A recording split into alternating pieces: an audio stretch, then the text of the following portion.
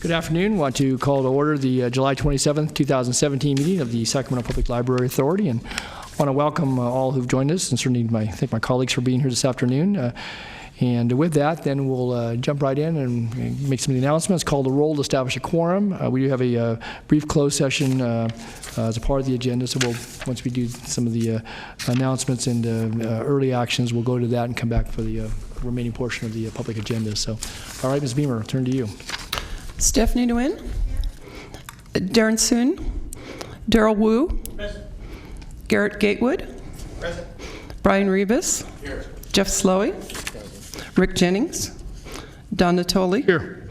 Jay Chenier, here. Susan Peters, Angelique Ashby, Sue Frost, here. Eric Kagera, Alan Warren, Lori Hewer. And we do have a quorum. And just before you, I want to invite and certainly welcome our newest member, Mr. Gatewood. He's our city council member from the city of Rancho Cordova. So, Gary, we appreciate you getting here, and now you know where the county building is, the board chambers, and. I feel like it's my first meeting. I feel ready. I don't know where we're going now. That's all right. Well, you're in good hands. You got Stephanie and Brian on either side of you. So, if you have any questions about the vote, they can give you good counsel on that. So, okay. There you go. Okay, very good. Okay, well, good. Welcome, and certainly thanks to all of you for being here this afternoon. So go ahead, Linda. And I see Miss Ashley's here. Angelique? So noted. All right. Yep. This meeting of the Sacramento Public Library Authority is being videotaped in its entirety and will be cablecast without interruption on Metro Cable 14, the government affairs channel on the Comcast Consolidated Communications and AT&T UVerse cable systems, and will be webcast at www.sacmetrocable.tv. Today's meeting is being shown live and will be repeated at 4 p.m. Saturday, July 29th on Channel 14. This meeting is closed caption. A DVD copy will be available for checkout from any library branch no later than 2 weeks following today's meeting.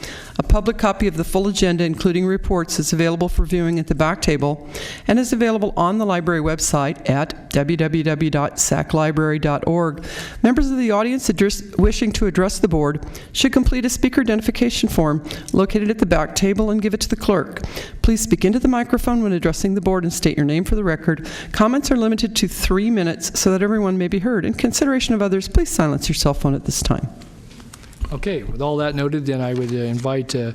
Nguyen to lead us in the Pledge of Allegiance. If you would, Stephanie, please.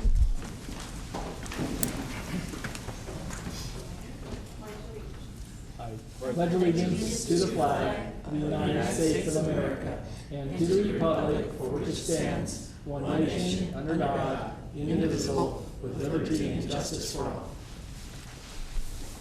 Okay. All right. Thank you very much. So we do have on our agenda the public comment on any matters not on the agenda. I don't have anyone signed to speak, so if anyone intended to address the Library Authority on any items not on the agenda, now would be the time. All right. Seeing none, then we'll proceed to closed session. Do you need to read anything into the record, Ms. Beamer? Do you need to read anything in the record relative to going to closed session? No. Okay. All right. So we're going to recess into closed session. We'll be back here, I think 10 minutes? 15 minutes? That's it. Yeah, I know it's up to us. I knew that was coming. 3 minutes. So 3 minutes then. So, okay. All right. We'll be back shortly.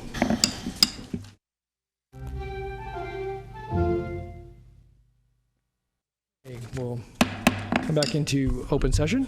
And with that, I don't have anything to report out. I will confer with our executive director and council about proper order about things. So we'll do that after this meeting, and if need be, bringing the actual items back to the board. So, okay. You have no report from closed session? Nope. You had it just right there. That was it. Okay. I'll be meeting with Rivka and council. So, all right. Make sure I get things in proper order. Okay. With that, then we'll go to item 4, which is our presentation. I Street Press Annual Report for 2017. Jerry Ward. All right. Good afternoon. Here comes the press man himself. Hey, Jerry. How are you doing? Pretty good, Jerry. I'm Jerry Ward, for those of you who do not know me. Some of you do. I'm a librarian at the Central Library. I've worked for the system for 28 years. For the last 5.5 years, yes, 28 years. For the last 5.5 years, I've been working the I Street Press, And it's with great pleasure that I present to you the annual report for the I Street Press for 2016-17. Now, I'm not going to make the assumption that you all know what the I Street Press is, so a little bit of history in a few minutes is in order. 6 years ago, in August of 2011, the State Library called our director and said they had a whole bunch of money they needed to get rid of real fast. She knew exactly what she wanted to buy, so she wrote the grant and got the money from the State Library, and within a month and a half, we had a big machine called the Espresso Book Machine, and it's not shots of espresso. The Espresso bookmaking machine by On Demand Books will actually manufacture a book from 2 files, a book block and the cover file, in about 5 minutes. It prints the book, it prints the cover, it binds it together, and it trims it to size, and it delivers it out a chute. Now, if you're an author, and we work with local authors, and oh, by the way, local authors for the I Street Press is San Francisco to Denver, and now Seattle to Los Angeles. I have worked with people in that area, over 400 titles, over 320 authors in the last 5.5 years, over 24,000 books printed by the I Street Press. If you're an author and you've spent a lot of time working on your book, the one thing you want to see is the actual product coming off the press, and it gets to be pretty exciting. They love it when they see their book come out of that press, and they walk away with a book. Anything else? I mean, you know, it's all there. It's gravy. Now, there is, in the last year, a number of people who have published with the I Street Press, and we help them self-publish. One you're probably familiar with, a gentleman named Steve Cohn, actually came to the I Street Press, and we helped him self-publish his book, Citizen Cohn, and it's a biography of his work with the City Council and Sacramento for the last, 30 years, a long, long time. He's now selling the book on Amazon and various other places. We have a number of other authors ranging in age from 9 years old to 90 years old. We have a lot of homeschooled authors, a lot of high school students.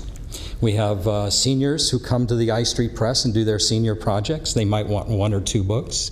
And we have other people who need hundreds of copies of their books because they are really trying to sell them. And it's great. I love it. The successes, well, with over 400 titles, there's over 400 stories that I could tell you. I don't want to take that much time. But if you would like a copy, or if you have a book in you, if you'd like a copy of the annual report, ask Linda. She'll let me know, and I'll print you a copy and get it to you as soon as I can. Okay. Any questions?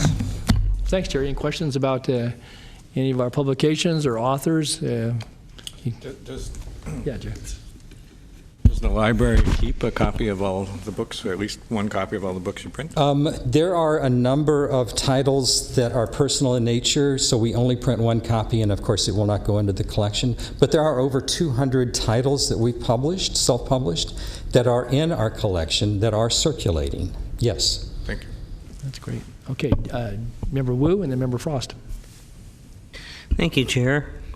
So I have a copy of Citizen Cone, and I'm currently reading Tigerfish. Yes, another one. And so my question is, are there any criteria for determining who gets printed and who doesn't? And then since you only print 1, who bears the cost of successive printings? There is a cost. I mean, we are a fee-based service. We have to recover materials cost, and we have to keep the machine running, and other little incidental items. We are covering our costs. The author picks up the costs. So there's a setup fee, and then there's a per book cost for each copy that comes off the press. If it goes into our system, we print that. That's fine. It's going into our system. 1 copy. If they want other books in other branches, then the author needs to talk to the library and do all of the rigmarole of getting that done, the money. But basically, it's the author picking up the cost. And the cost is not bad. It's $6 per book and 3 cents per page. So a 100-page book is $9 plus tax. Thank you. Very good. Director Frost. Director Wu asked my question, so I got the answer. Thank you. Okay, very good. Okay. Any other questions? If not, thanks, Jerry, for your work and for helping people walk through that and to, in a lot of cases, experience something they probably wouldn't be able to either afford or even do if it wasn't for the opportunity through the High Street Press. So You're welcome. We are collecting people's stories, and that is what we do. Thank you. Very good. Thanks again. Okay, so if you'd like a copy of the report, Linda will get that to members of the board if you'd like it. So. All right. With that, then, if there's nothing further, thanks to Jerry for his work and presentation. Let's move to the director's report. Ms. Sauce. Okay. I will refer, in the interest of time, all of you to the written report, but I feel that I must mention a couple of things.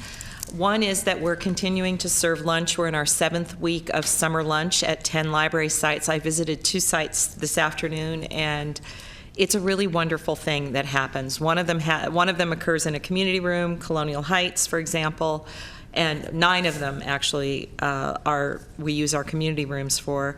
We use teen volunteers. We have a paid or a teen that gets a stipend in each of the 10 locations, and I talked with them today. And then our Del Paso Heights Library just serves lunch wherever they can, on the floor in the kids area. They're outside until it gets too hot. Librarian Tim Tomasek does a story time. Today there was a panda suit, a kid in a panda suit in the 100-degree weather. It was great. Oh, man. So it was wonderful. What did the kid do to deserve that? Yeah, right. He was the paid coordinator. I guess he thought it came with the territory. And I also want to mention we've been at the state fair with our secret weapon under the leadership of Kathy Crosswaite from our community engagement department, but Jared Keller is the self-proclaimed fair junkie, and we have a great presence at the fair. There have been days when we've had almost 2,000 people. We're averaging about 1,300. We're doing reader's advisory, where you can come in and say, I need a good book to read, and we'll help you figure out what that is. We do story times. Of course, we're there with technology, showing off 3D printing technology and other things. And there are some great stories about getting teacher cards into the hands of teachers. And we recruited an adult literacy tutor one day because we have a lot of adults who need to learn to read. And we get a lot of testimonials, especially about things like our passport service that operates out of the Central Library. So the fair has been great. I want to also mention we'll be sending out an info alert. We've had some tremendous press in the last 2 weeks. ABC 10 during the Morning Blend show did Library Week all week last week, so we'll send you the links so you can see each of those stories. They covered 3D, our maker spaces. They covered Career Online High School. They covered teen volunteers. You all heard Claire speak at the April meeting. They're wonderful stories. And in addition to that, there was a story about 84-year-old twin brothers who use the Fair Oaks Library who are homeless. And one of their neighbors did a GoFundMe campaign, which when I checked it the other day had $121,000 in like 3 days. And they're using the library to try to get their home back. And it was a tough story. And then I just want to mention, while Chris Durr is coming up, Chris is the supervisor at the Walnut Grove Library. He did something last week which I thought, wow, 3 people will come, right? On Friday night, Jack Oman, the editorial cartoonist for the Sacramento Bee, spoke to 28 people at the Walnut Grove Library. And It was half the town. It was half the town, and it was amazing. He talked for about 2 hours. He was really engaging, and it's not often that you can say a Pulitzer Prize winner stopped by to do a library program, so that was kind of cool. Anyway, so Chris is going to come up and talk a little bit about a grant that he's been doing for the last year in Walnut Grove, because I think he's kind of amazing in and of himself, but it's pretty cool. Whoa.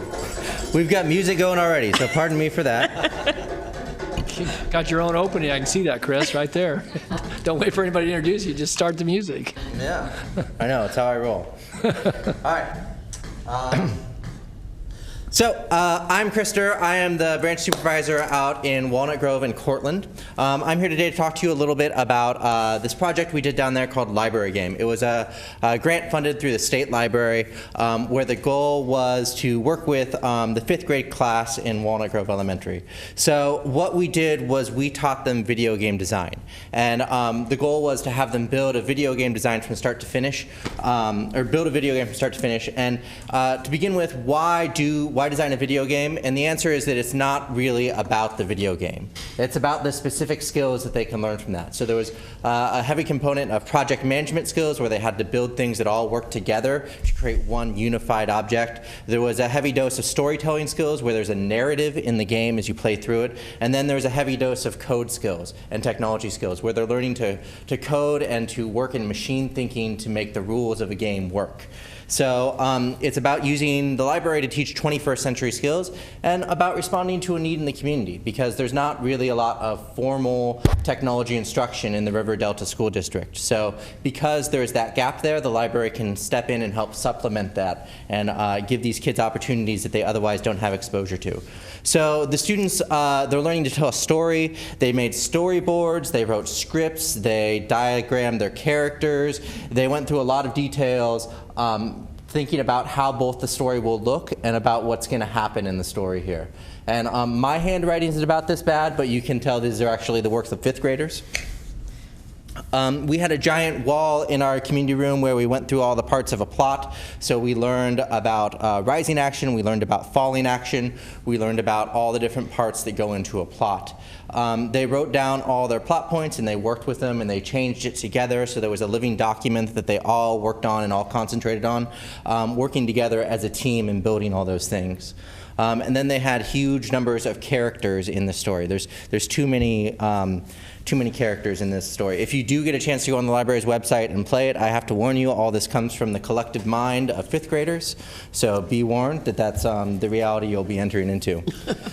Lots of project management that came about through this. The second ambition of the project here was to teach students project management skills, so they were working cooperatively on one project. We had an agenda that we set every day where we went and worked on the specific things that each party needed to have done.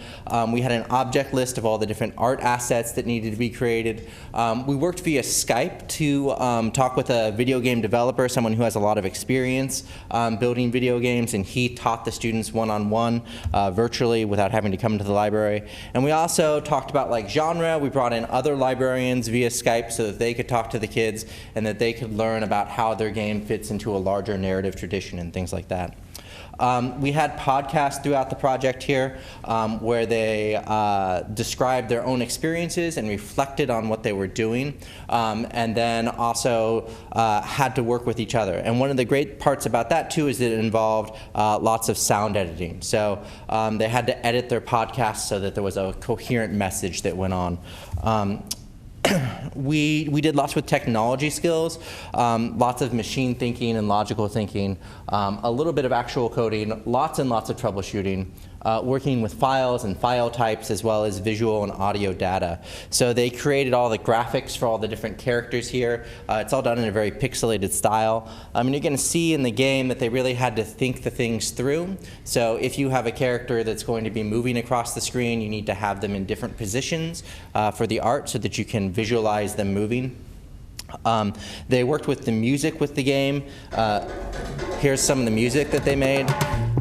We did it with a variety of tools. We had electronic drum sets and keyboards that they could use to actually do the music physically, but we also had sound editing software where they could bring in loops and bring in mixes and edit the sound all together. The program that we used to teach the code was called Game Salad. It's a content management software here that can make the game that they create and port it into HTML so it can be used on a web page. It can be ported to the iOS or to Apple or to Android, excuse me. So it has all these different capacities where they can push it out to a broader audience. Here's an example of what Game Salad looks like. This isn't our game, this is some professional game. But you can see that they have the different sprites and actors that they work with, and they're going to assign rules to them. So what did it look like for the project here? There was 2 hours every Thursday. The teachers actually ended up giving up some instructional time to make this work. So they brought over some of their kids during their class time, and they worked in the lab to make it happen. And then, additionally, on Friday, we spent an hour specifically editing things. So we built code, we built levels on Thursday, and then on Fridays, we go back and fix all the mistakes we made when we were doing that. Anything short of writing the code on Fridays. And then it was my job to keep up with the principals, with the teachers, make sure all the partners were in place, make sure the parents knew what was happening, and coordinate with all those bodies so that everyone could be where they needed to be. So why share? I think this is a really key example of the library identifying a community need and stepping in to fill that need. As I mentioned, the school doesn't have sort of formal technology instruction, but giving kids exposure to this type of technology is, by research, proven to be very effective. Particularly women who have exposure to computer science concepts before they enter university are 10 times more likely to study computer science at university, according to code.org, and Hispanic and African American students who, before they go into university, have exposure to computer science concepts are 8 times more likely to study computer science. So this is a community that's really rural. Access to computers at home, access to technology is not in excess in this area. So being able to step in and give these students opportunities, I think, has a real value and real place for the library. We're also teaching 21st century skills. They're learning to create content, and they're learning to make in a platform that's interactive, which is something that I think is happening more and more in society and culture, and more becoming the media that we consume. And there's a decent amount of analysis behind this particular grant. So one of the strategic missions of the library is to expand the world of possibilities to enrich people's lives. I think that this has very long-term implications for how these students' lives can be enriched. So that's the game in the nutshell. There's a bit of the game you can see on the library's website if you go to saclibrary.org, and then 5th graders in their world of creation. You can get a nice write-up of the game on here. You can see the students.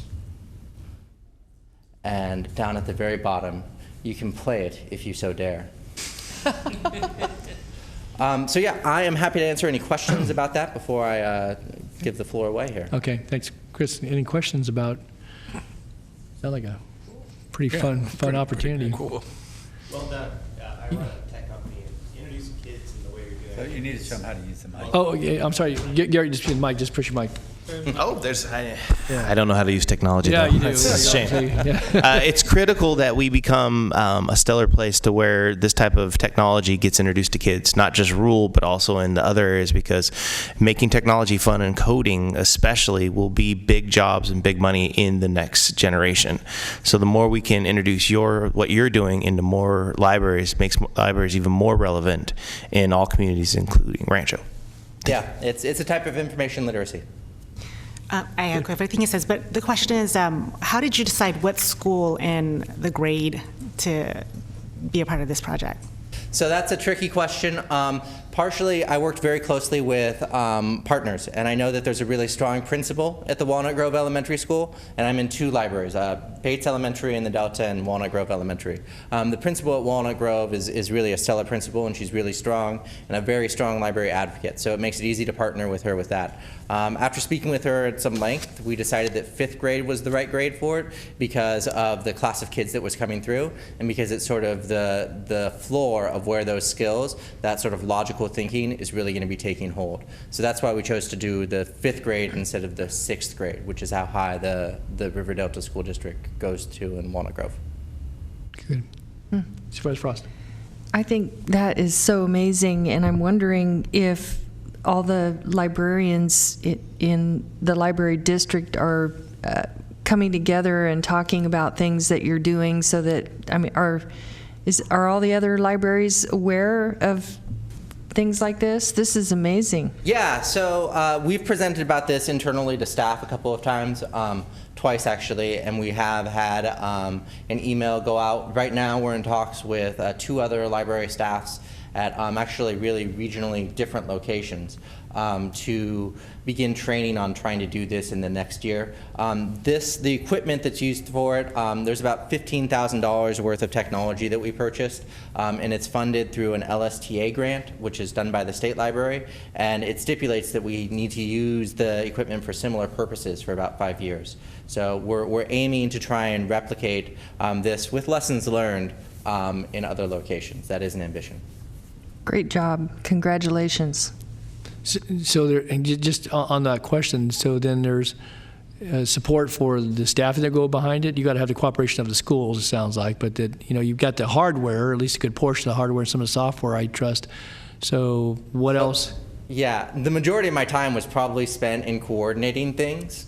That was probably the greatest time commitment that I had, just making sure that I could have all the bodies in the room at every given time, because schools, kids are very, very scheduled. So that does take a really strong commitment, and it does take a strong partnership. But I think that we're ideal to leverage those things, because that's what we're constantly building throughout our library communities. So it's not so much the dollars, although there may be, I say somebody give us some instructional time and so forth, but it's actually having the commitment so that you could get the release of the students, certainly the cooperation, obviously, the parents and others, and have a library location where you could do this. And the talent. Well, yeah, obviously talent. I was assuming that. Well, I guess my point being here, if somebody wanted to sponsor one of these, recognizing you have the hardware and software, you've got the talent that can share that with others. Is there kind of a base cost? Do you need $500 to provide for, say you had a civic organization or somebody up here, was able to wrestle some support. What does it take to put one of these on? And maybe vary from place to place, but what sort of funding is needed? Yeah. So I think I understand your question, and it's a really good one. So for the cost, there's a couple of flat costs that aren't going to change regardless of how many times you replicate it. Namely that the software that we use, Game Salad, you have to license it. So it's not free to download this source code here. Keep hitting this thing. That's right. It's not free to download the source code, so there's a licensing fee with that, but it's pretty minimal, and it's by the seat. So I bought 5 seats for it, and the kids worked in pairs to do it throughout the thing, and then we switched across the process there. But I don't know the exact figure right now, but well, maybe again, working through Rivka, certainly could communicate that with us. So if there was a desire and certain school district or geographically in a community, and or somebody up here wanted to reach out to another organization to sponsor it in a particular library or school setting, we could do that and have an idea what it would take. Obviously, still requires the coordination. I get that, but as far as the underwriting for some of those basic things that you got to have, even if you had the cooperation. So, yeah. Okay, good. We have an idea. Sorry. You do. Okay, you do. All right, let's hear the idea. Well, to be continued. Sorry. Okay, all right, very good. Okay, well, so it sounds like you obviously are inspiring others, both here at the board, but also within the library management, and it's great. Now, is there a 30-second clip you could play of this, or is that dangerous because you didn't even want to draw us into the game? But No. If you guys want to watch me play video games, we can do that. Very quickly. Do you want the presentation queued Yeah, back do you up? mind? I thought we were done. Okay, so.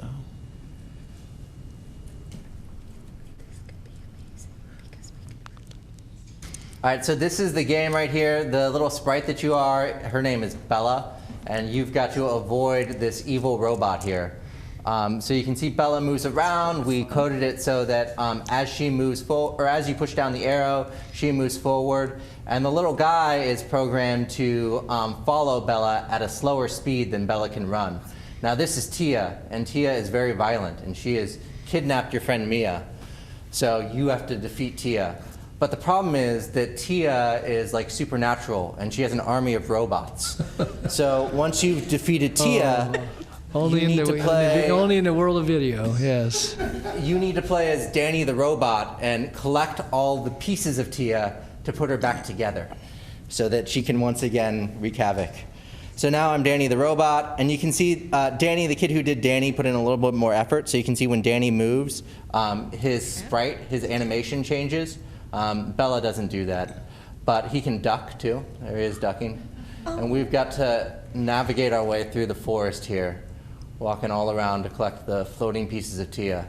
I don't know how she got all over the place. It's messy. So I can go through the forest. Oh, that's coded. So it's really the machine thinking there with if then. So if this sprite touches that platform there, then the platform starts falling. And that kind of machine thinking is what's really valuable for the kids to get in there and to learn to code it. But we continue with the story going on here. I have the sound still muted, but there is sound going on.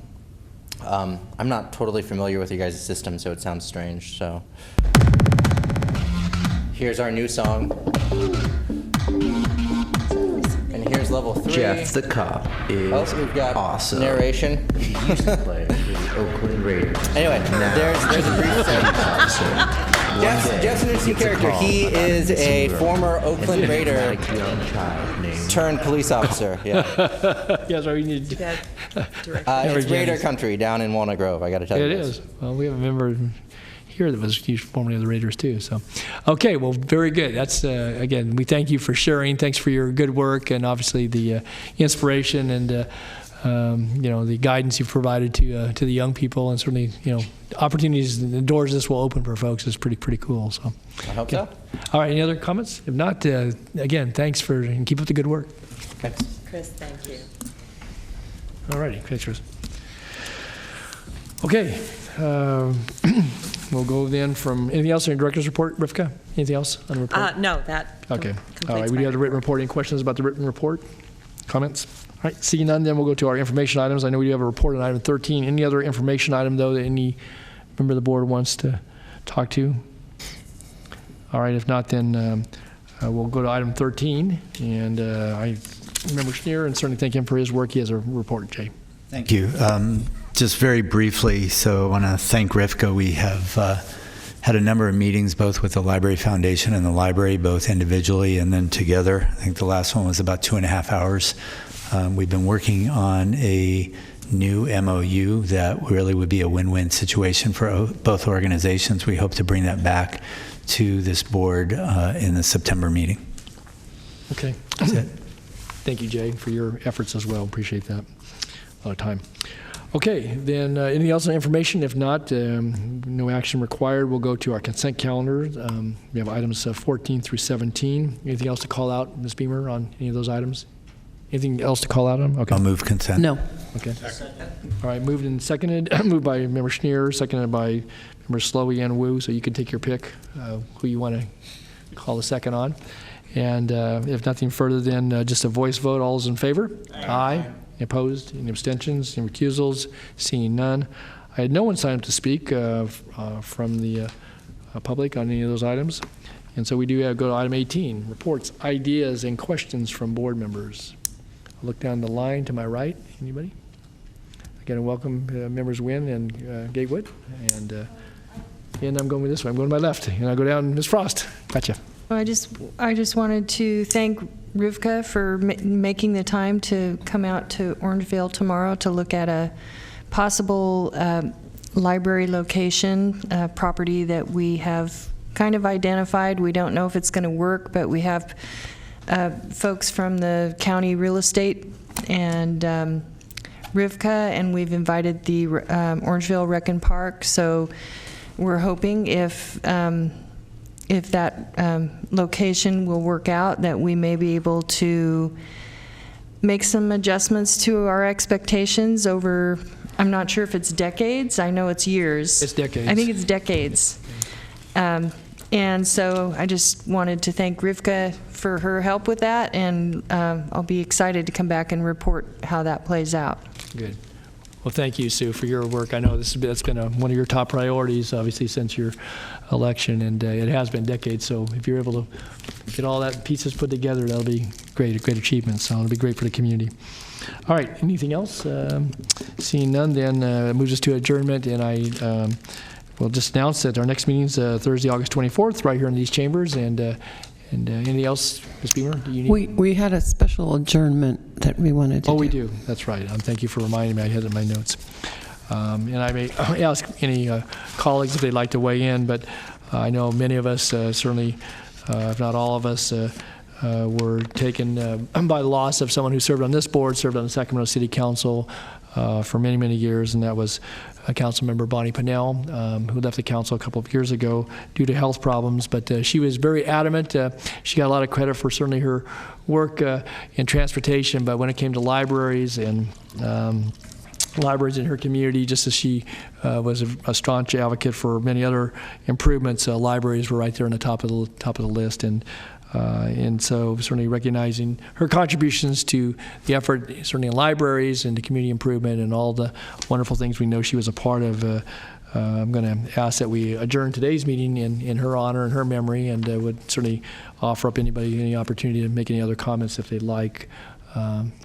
To a colleague and a great friend of libraries, a great friend of this community, and someone who is dearly missed, but her love and good work will carry on for generations to come. So, all right, with that then, we will adjourn in memory of Bonnie Pennell, and obviously send our thoughts and condolences to her family, and with that, we will stand in adjournment.